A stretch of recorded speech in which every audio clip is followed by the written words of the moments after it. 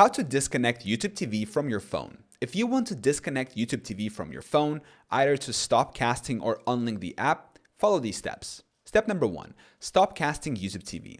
While watching, tap the cast icon, TV or screen icon in the top right corner of the YouTube TV app. Disconnect.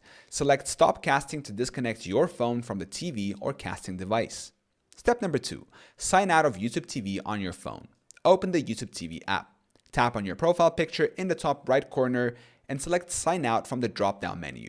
Step number 3, unlink your account from the YouTube TV app. Go to your phone settings, navigate to apps or application manager. Find and tap on YouTube TV. Select clear data or clear storage or offload apps to remove account information. Step number 4, remove device from Google account. This is optional. If you want to unlink your phone completely from your Google accounts associated with YouTube TV, visit Google My Account in a web browser, navigate to Security, Your Devices, select your phone and click Sign Out or Remove Access. Step number 5, reinstall the app if necessary. If you plan to use YouTube TV on your phone again, you can reinstall the app and log back in when needed.